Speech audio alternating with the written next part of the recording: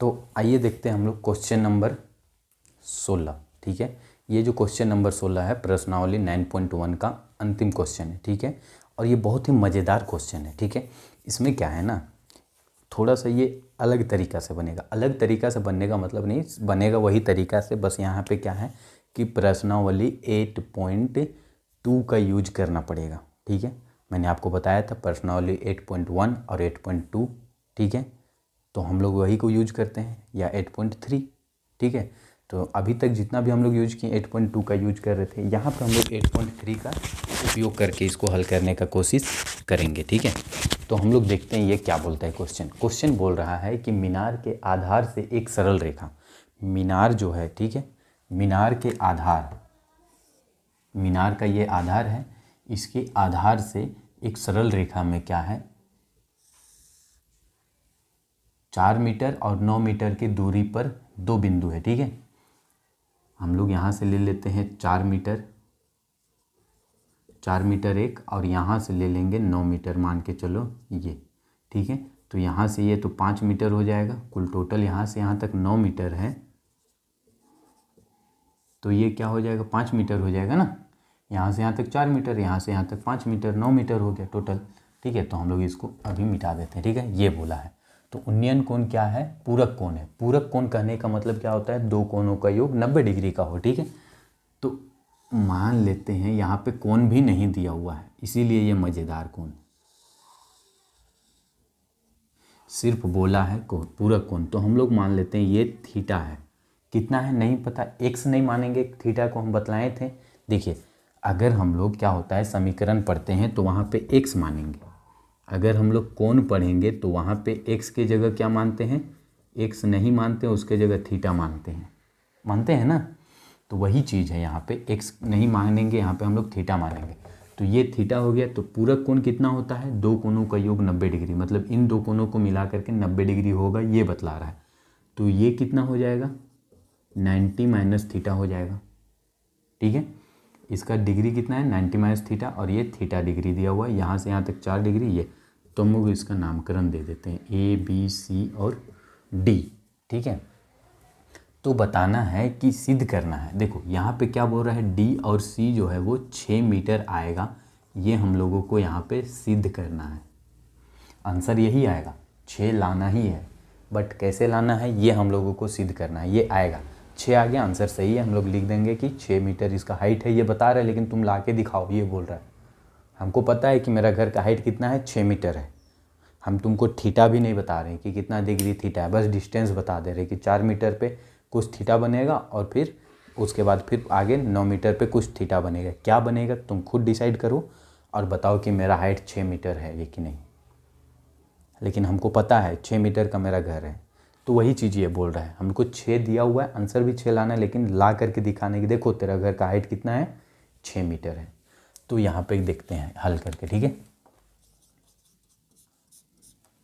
हल जब करते हैं तो देखो मीनार के आधार से सरल रेखा में 4 मीटर, तो दो दूरी, ठीक है, बी और सी की दूरी, बी सी बराबर 4 मीटर और ए बी बराबर 5 मीटर है। ठीक है, 5 मीटर कैसे आया ये लिखना चाहोगे तो 9 माइनस 4 बराबर 5 मीटर। ठीक है, थीटा क्या दिया हुआ है, तो एक है थीटा दिया हुआ है और एक 90 माइनस थीटा दिया हुआ है, 2 दिया हुआ है। ठीक है, तो थीटा यहाँ नहीं भी लिखेंगे तो कोई यहाँ पे, क्योंकि दिया हुआ ही नहीं है। ठीक है, तो हम लोग क्या लेते हैं, सबसे पहले टेन थीटा लेते हैं, सबसे पहले टेन थीटा लेंगे। टेन थीटा बराबर पी बाई बी होता है।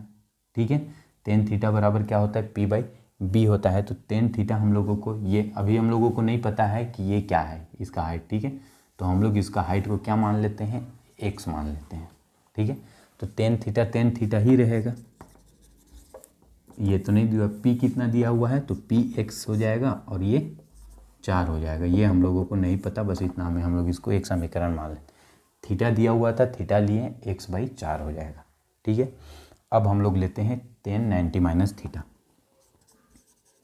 टेन 90 माइनस थीटा बराबर ठीक है। तो ये क्या हो जाएगा P/B, ये क्या है 90 माइनस थीटा है, इसीलिए 90 माइनस थीटा लिए।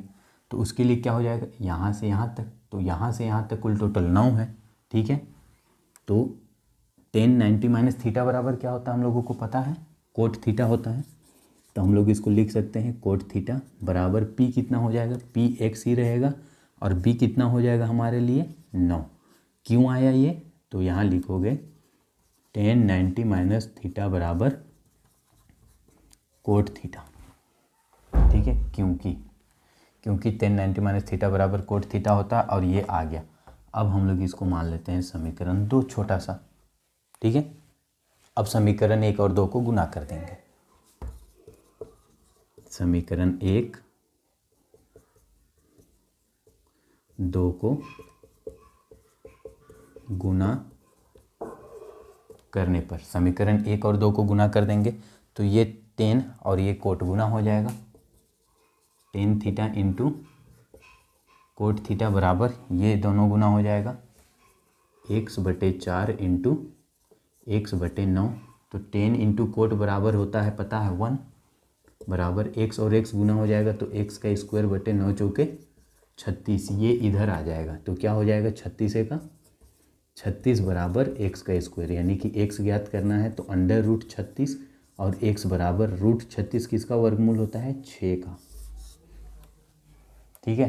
तो यहाँ लिखोगे इस प्रकार भवन की ऊंचाई बराबर 6 मीटर।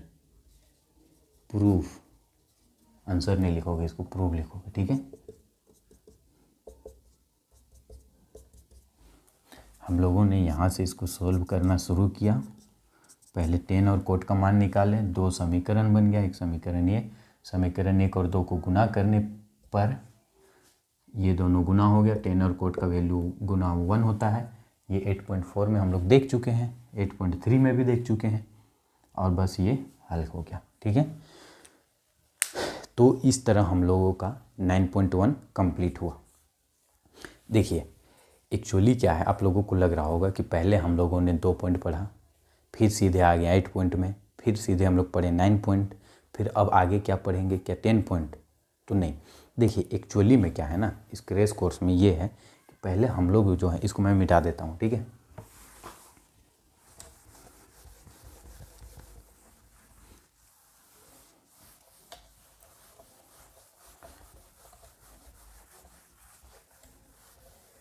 इसमें हम लोग वैसे चीज़ को पहले कवर कर ले रहे हैं ना, जिसको कवर करने में ज़्यादा समय नहीं लगेगा और जिसको आप आसानी से बार बार प्रैक्टिस आसानी से कर सकते हैं, जिसको समझ सकते हैं। जो ज़्यादा टफ लगेगा ना, उसको हम लोग लास्ट में करेंगे। ठीक है। रीज़न क्या है कि लास्ट में वही चीज़ भूल जाएंगे। जैसे अगर हम लोग त्रिभुज या परिमेय को सिद्ध करने सीखें ना अभी तो सीख जाएंगे, एग्ज़ाम आते आते उसको हम लोग भूल जाते हैं। तो हम लोग ठीक जब एग्ज़ाम पहुँचे रहेगा और हम लोग का समय भी कंप्लीट होते रहेगा, ठीक उस समय हम लोग उस चीज़ को पढ़ेंगे। और ये सब क्या है, ये सब आप एक बार कर लिए ना, दिमाग में बैठ जाता है, फिर इसको आप हल कर लीजिएगा। ठीक है। इसका आप प्रैक्टिस कर लीजिए, वो आप कितनों प्रैक्टिस कीजिएगा उसको आप एग्ज़ाम के समय में भूल जाते हैं।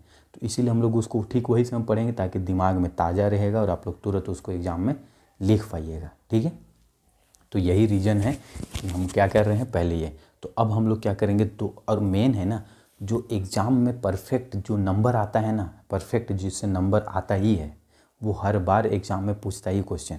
ऐसा नहीं है कि सिर्फ यही पूछता है, और भी बहुत सारे पूछते हैं, लेकिन इन सब से ज़्यादा पूछता है। तो पहले हम लोग उसको जल्दी कवर कर ले रहे हैं। ठीक है। अब रही बात 15 पॉइंट, एक ही बार पढ़ेंगे हम लोग।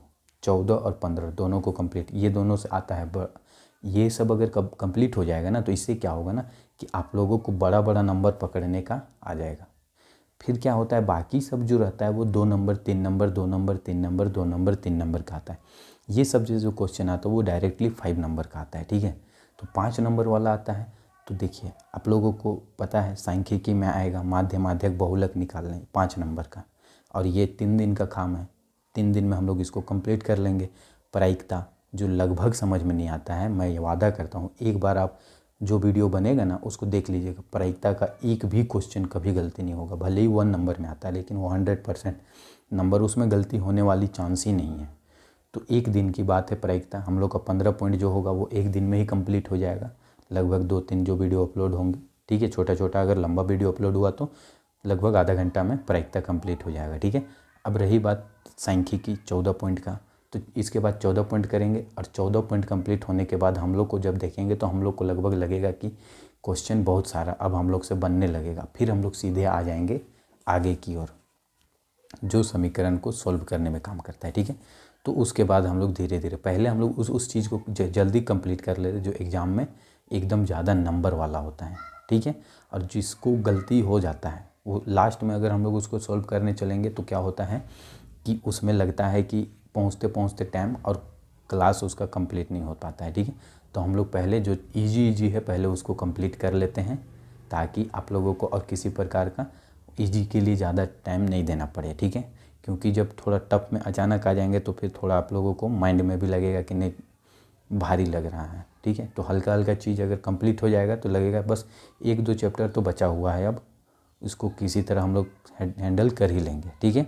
ये दिमाग में बैठने लगेगा। जब मैथ कंप्लीट होता है, मैथ में क्या होता है ना, अब आपको लगेगा अरे बुक तो अचानक कंप्लीट हो गया, बहुत सारा लेसन पढ़ लेंगे पता भी नहीं चलेगा अरे बहुत सारा लेसन कंप्लीट हो गया, ठीक है। तो आशा करता हूँ आप लोगों को समझ में आ गया होगा, और किसी प्रकार की भी दिक्कत हो समझ में ना आए कमेंट कीजिएगा, ठीक है। और ज़्यादा से ज़्यादा प्रैक्टिस कीजिए।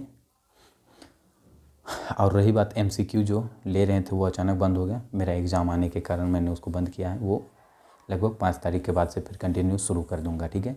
तो अभी आप लोग क्या कीजिए, खुद से ही तैयारी करते रहिए। 5 तारीख के बाद 6-7 तारीख से वो फिर कंटिन्यू आपका स्टार्ट हो जाएगा, ठीक है। धन्यवाद।